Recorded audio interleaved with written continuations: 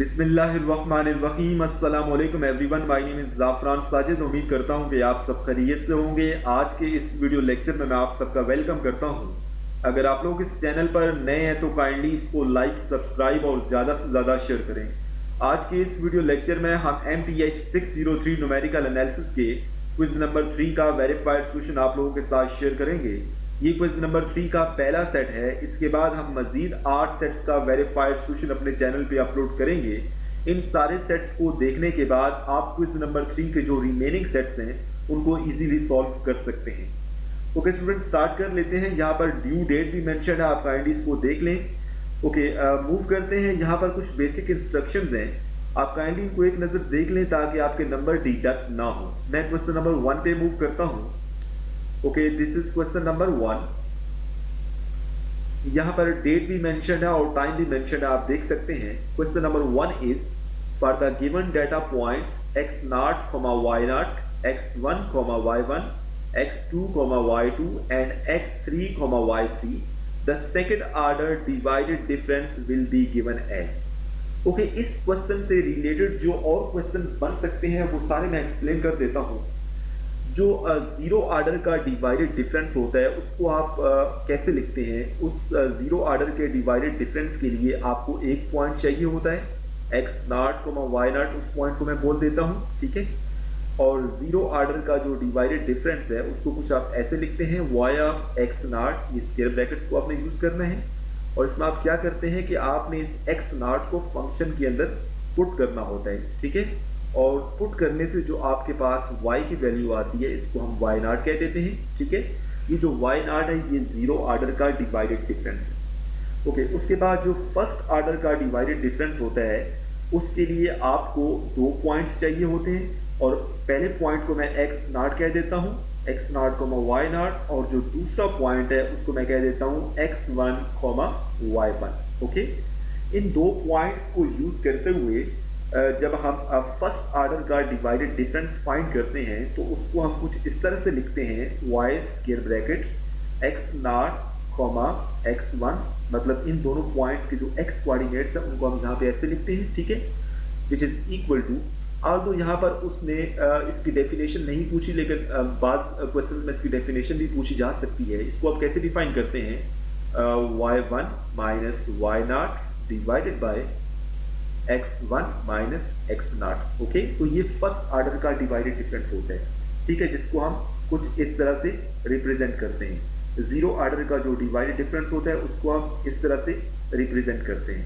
Okay, आपके पास next जो है वो सेकंड ऑर्डर का डिवाइडेड डिफरेंस होता है। उसके लिए आपको 3 पॉइंट्स चाहिए होते हैं, ठीक है। पहला पॉइंट जो है वो x0, y0 उसको मैं कह देता हूँ, दूसरे पॉइंट को मैं कह देता हूँ x1, y1, और तीसरे पॉइंट को मैं कह देता हूँ x2, y2। ओके, इन तीनों पॉइंट्स के जो x कोऑर्डिनेट्स हैं उसको कुछ आपने ऐसे लिखना है, y square bracket x0, x1, x2। अच्छा, आपके पास ये जो डिवाइडेड डिफरेंस फंक्शन होता है ये सिमेट्रिक होता है। आई मीन टू से कि आप यहाँ पर इनकी ऑर्डर को चेंज करके भी लिख सकते हैं। x2 को पहले लिख लें, x1 और उसके बाद x0, ये आपकी मर्जी है। ओके, इसको आप कैसे डिफाइन करते हैं, ठीक है। इसको डिफाइन करने के लिए हम क्या करते हैं, y और यहाँ पे सबसे पहले 2 का डिवाइडेड डिफरेंस मतलब x0, x1, उसके बाद बीच में माइनस का साइन, उसके बाद ये आखिरी 2 x1 और x2 का divided difference, y square bracket x1, x2 divided by पहला और आखिरी नंबर मतलब x0 माइनस x2 कह दें, या इसको आप x0 माइनस x2 ही कह देते हैं, क्योंकि ऊपर हमने x0 को पहले लिखा है ना, तो यहाँ पर x0 को फिर पहले ही लिखना पड़ेगा। अदरवाइज आप x2 माइनस x0 भी लिख सकते हैं। सो बाय द वे इस क्वेश्चन के अंदर उन्होंने इस नोटेशन के हवाले से पूछा है, तो ये आपके पास सेकंड ऑर्डर का डिवाइडेड डिफरेंस है। यहाँ पे उसने सेकंड ऑर्डर के डिवाइडेड डिफरेंस के हवाले से ही पूछा था। तो आपके पास यहाँ पर जो ऑप्शन सी है स्टूडेंट, वो करेक्ट ऑप्शन है।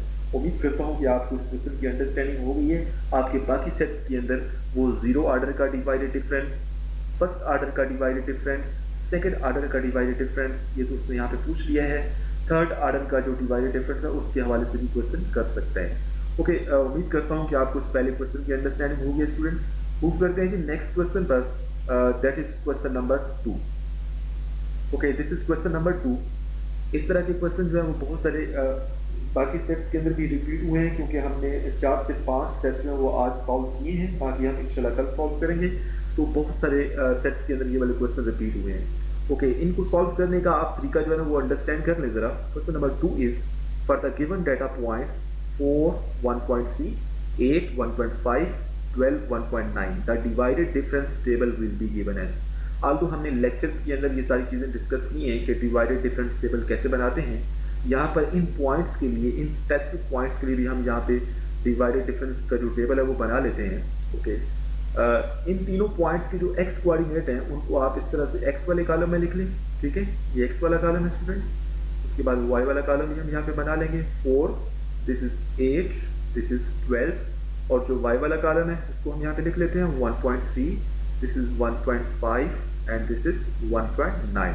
ओके, जो आपके पास x और y की इन वैल्यूज़ के लिए जो फर्स्ट ऑर्डर का डिवाइडेड डिफरेंस है, ये आपके पास जो पहली वैल्यू ये x0 है, ये x1 है, ये x2 है, सिमिलरली ये y0 है, ये y1 है, ये y2 है। तो x0 जब 4 है तो y0 की वैल्यू 1.3 है। तो ये जो 1.3 है ये जीरो ऑर्डर का डिवाइडेड डिफरेंस है। ओके, जब हम फर्स्ट ऑर्डर के डिवाइडेड डिफरेंस की बात करते हैं तो उसमें आपके पास ये y0, y1, सिमिलरली x0 और x1 ये 4 पॉइंट्स यूज होते हैं। और आपके पास यहाँ पे मैं लिख देता हूँ y ऑफ 1.3, सॉरी यहाँ पे x0 और x1 आता है ना, तो आपके पास 4 और यहाँ पे 8, दिस इज इक्वल टू, उसको आप कैसे डिफाइन करते हैं, y ऑफ x0, x1 को आप कैसे डिफाइन करते हैं, y1 minus y0 divided by x1 minus x0। तो y1 की वैल्यू कितनी है हमारे पास 1.5 है, y0 की वैल्यू 1.3 है, डिवाइडेड बाय x1 की वैल्यू 8 है, माइनस x0 की वैल्यू 4 है। ठीक है, तो 1.5 माइनस 1.3 करें और उसको आप 4 से डिवाइड करें तो आपका जो आंसर आएगा वो 0.05 आएगा। ये बेशक आप कैलकुलेटर से चेक कर लें। तो जब भी आप कुछ सॉल्व करें तो अपने पास साइंटिफिक कैलकुलेटर रखें, ठीक है, ताकि आप ये कैलकुलेशन खुद से कर सकें। उसके बाद आपने यहाँ पे इन दोनों के दरमियान में यहाँ पे आ जाएगा 0.05। उसके बाद उन दोनों को माइनस करें और डिवाइड करें 12 माइनस 8 से, तो आपके पास जो आंसर आएगा वो 0.1 आएगा। ठीक है, उसके बाद इन दोनों को माइनस करें और 12 माइनस 4 से डिवाइड करें, तो आपके पास जो नेक्स्ट आंसर आएगा स्टूडेंट, और वो आपके पास जो आंसर आएगा ये फर्स्ट ऑर्डर का डिवाइडेड डिफरेंस है। उसके बाद जो सेकंड ऑर्डर का डिवाइडेड डिफरेंस है वो आपके पास 0.0062 आ जाएगा। ठीक है, ये मैंने डिवाइडेड डिफरेंस वाले लेक्चर के अंदर डिस्कशन की है कि आपने किस तरह से बनाना है, यहाँ पर भी मैंने थोड़ा बहुत एक्सप्लेन कर दिए। तो इसका जो करेक्ट ऑप्शन है वो ऑप्शन डी है।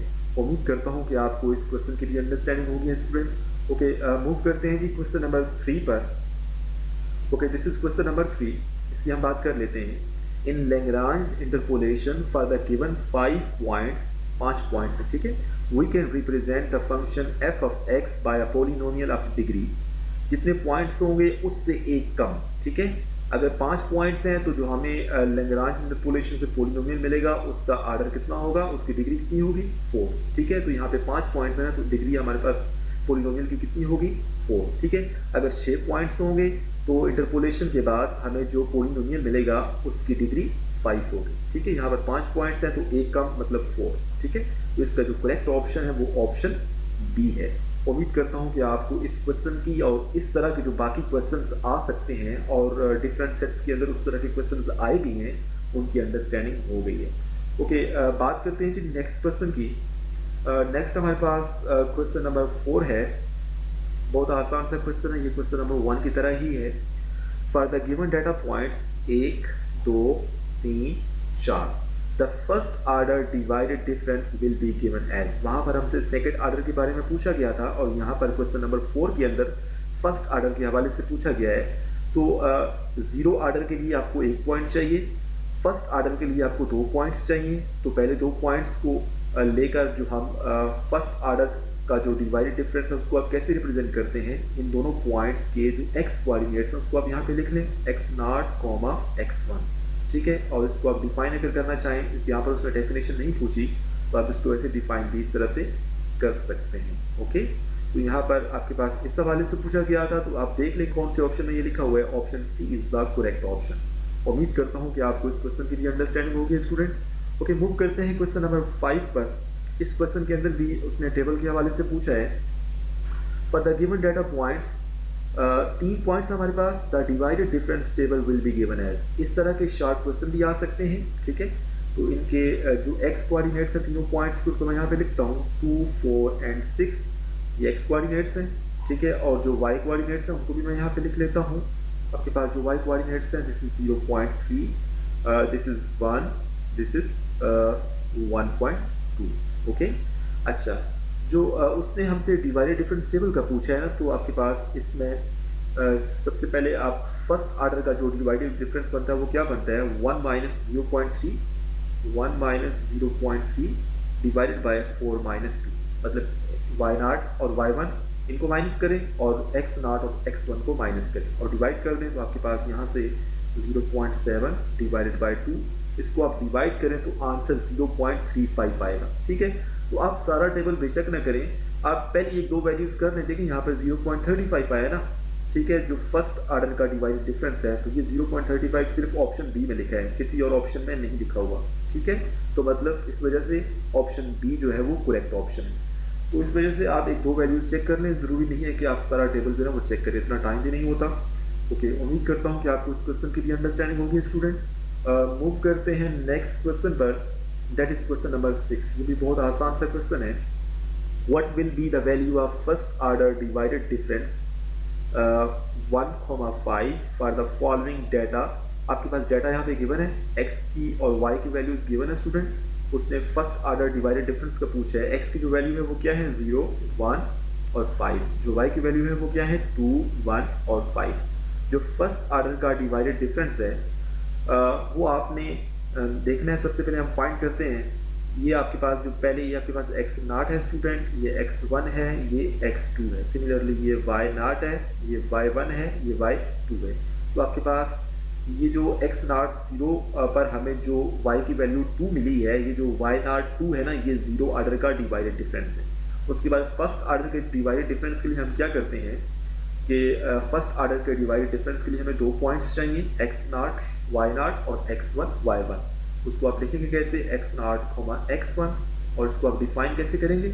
इसकी डेफिनेशन अगर आपको आती होगी तो फिर ही आप क्वेश्चन सॉल्व कर सकेंगे। y1 minus y not over x1 minus x not. आप देख लें y1 की वैल्यू 1 है, माइनस y नॉट की वैल्यू 2 है, डिवाइडेड बाय x1 की वैल्यू 1 है और x नॉट की वैल्यू 0 है। तो ये आपके पास -1 डिवाइडेड बाय 1, मतलब आंसर क्या हुआ -1, ठीक है। ओके, उसने जो हमसे पूछा था ना वो 1 और 5 का। अब ये जो आपके पास आंसर आया है ना -1, ये भी फर्स्ट ऑर्डर का डिवाइडेड डिफरेंस है। और ये जो नीचे वाले पॉइंट्स है ना x1, y1 और x2, y2, इनसे फाइंड होने वाला जो डिवाइडेड डिफरेंस होगा वो भी फर्स्ट ऑर्डर का ही होगा, क्योंकि ये वाला जो कॉलम है ये फर्स्ट ऑर्डर के डिवाइडेड डिफरेंस का कॉलम है। ओके, तो आपके पास नेक्स्ट जो 2 पॉइंट्स हैं, एक x1 और y1 है और दूसरा x2 और y2। दोनों पॉइंट्स के जो x कोऑर्डिनेट्स हैं उसको आप यहाँ पे लिख लें, x1, x2 is equal to, यहाँ पर कैसे डिफाइन करेंगे, y2 minus y1 divided by x2 minus x1।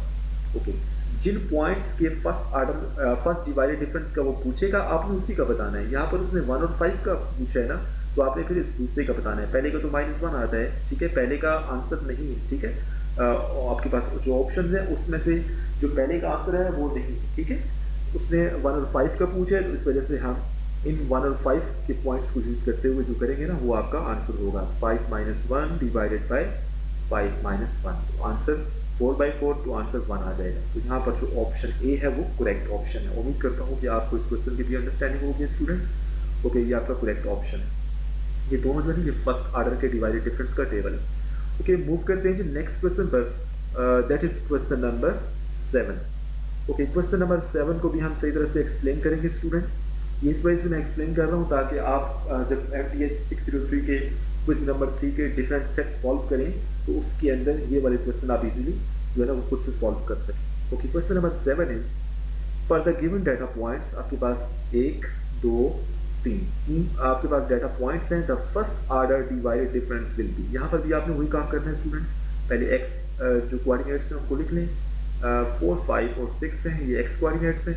और जो y कोऑर्डिनेट्स है स्टूडेंट उसको भी लिख लें यहाँ पे, this is 45, this is 104 and this is 190। Okay उसने फर्स्ट ऑर्डर डिवाइडेड डिफरेंस का पूछा है। ये जो 45 है ये जीरो ऑर्डर का डिवाइडेड डिफरेंस है, क्योंकि जब एक्स नॉट की वैल्यू 4 है तो वाई नॉट की वैल्यू हमें 45 मिली है, तो ये जीरो ऑर्डर का डिवाइडेड डिफरेंस है। इस हवाले से क्वेश्चन आ सकता है।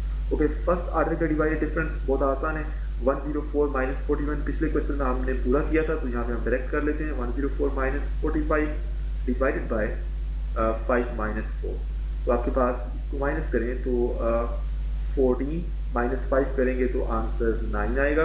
उसके बाद ये आपके पास यहाँ से 9 बच गया था, तो आपके पास इसको अगर आप माइनस करें तो आपकी मुझे यहाँ से समझ नहीं आ रहा। ओके लेट मी ट्राई, इसको हम माइनस कर लेते हैं यहाँ पे 104 डिवाइडेड बाय 45। ओके 1 यहाँ से कैरी करते हैं, ठीक है, तो ये आपके पास 10 बन जाएगा, 10 से इधर कैरी करेंगे तो ये 9 बच जाएगा, और ये 14 में से 5 किया तो हमारे पास 9 बच गया।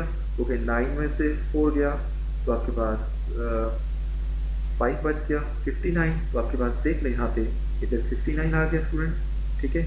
नेक्स्ट आपके पास इसको माइनस करें तो 190 माइनस 104 डिवाइड बाय 6 माइनस 5, तो 190 में से 104 माइनस करें this will be 86 divided by 1। तो आपके पास यहाँ से आप देख लें कि 86 तो यहाँ पे है नहीं, तो आपके पास यहाँ पे जो फर्स्ट डिवाइडेड डिफरेंस की जो पहली टर्म है 59 ये यहाँ पे मौजूद है, that is option number C. तो इस वजह से जो ऑप्शन सी है वो करेक्ट ऑप्शन है। उम्मीद करता हूँ कि आपको क्वेश्चन नंबर 7 की भी अंडरस्टैंडिंग होगी स्टूडेंट। वीडियो की लेंथ थोड़ी सी ज़्यादा हो रही है, इसको हम जल्दी से कवर करते हैं। नेक्स्ट क्वेश्चन के अंदर गिवन द फॉलोइंग डेटा, आपके पास x की जो वैल्यूज गिवन है वो क्या है 1, 2 और 5। जो y की वैल्यूज है स्टूडेंट वो कितनी है, दैट इज 1, 4 और 10। उसने क्या पूछा है the value of first order divided difference. तो यहाँ से आप डायरेक्ट कर लें 4 माइनस 1 3 डिवाइडेड बाय 2 माइनस 1 जो कि 1 ही आता है, यहाँ पे 3 आ जाएगा। उसके बाद 10 माइनस 4 6 आता है, और 5 माइनस 2 3 आता है, तो 6 बाई 3 करेंगे तो आंसर 2 आएगा। तो यहाँ से आप देख लें कि जो फर्स्ट ऑर्डर का डिवाइडेड डिफरेंस उसने हमसे 2 और 5 का पूछा है ना, ठीक है, मतलब इन दो का पूछा है, ये 2 आता है, ठीक है। तो उसमें जो करेक्ट ऑप्शन है वो ऑप्शन सी है। उम्मीद करता हूँ कि क्वेश्चन नंबर 8 की भी आपको अंडरस्टैंडिंग होगी स्टूडेंट। मूव करते हैं क्वेश्चन नंबर 9 पर। क्वेश्चन नंबर 9 बहुत आसान सा है। हमने न्यूटन फॉरवर्ड और बैकवर्ड इंटरपोलेशन फार्मूला के अंदर ये देखा था कि आपके पास जो x है ना वो उनका स्टेप साइज सेम होना चाहिए, ठीक है, लेकिन लैग्रांज इंटरपोलेशन के अंदर ऐसा कुछ नहीं है। जो x और y की वैल्यूज आपके पास गिवन होंगी उसमें x जो है ना वो उसमें डिफरेंट स्टेप साइज भी हो सकते हैं। x नॉट की वैल्यू लेट्स सपोज अगर 1 है तो x1 की वैल्यू 3, उसके बाद x2 की वैल्यू 7 भी हो सकती है। तो ये x की वैल्यूज के दरमियान जो डिफरेंस है ये डिफरेंट भी हो सकते हैं लैग्रांज इंटरपोलेशन के अंदर, ठीक है। तो यहाँ पर ये क्वेश्चन 12 है स्टूडेंट डिफरेंट सेट्स के अंदर, तो रेस्ट को हम देख लेते हैं। गिवन द फॉलोइंग डेटा, आपके पास जो x की वैल्यूज हैं वो कौन कौन सी हैं 1, 3 और -7। आप देख सकते हैं कि 1 में 2 ऐड करें तो 3 आता है, लेकिन 3 में 2 ऐड करके आगे 5 नहीं लिखा उसने बल्कि -7 लिखा है। तो ये x की वैल्यूज में जो डिस्टेंस है वो डिफरेंट है, ठीक है। y की वैल्यूज आप बेशक देखें ही ना। Which formula is useful in finding the interpolation polynomial. तो यहाँ पर x की वैल्यूज में h सेम नहीं है, तो इस वजह से यहाँ पर हम लैग्रांज इंटरपोलेशन फार्मूला ही यूज कर सकते हैं, ठीक है। उम्मीद करता हूँ कि आपको इस क्वेश्चन की भी अंडरस्टैंडिंग होगी स्टूडेंट। ओके इस क्वेश्चन की तरह बहुत सारे क्वेश्चन जो है ना वो डिफरेंट सेट्स के अंदर आए हुए हैं, आप जरा इसको देख लीजिएगा।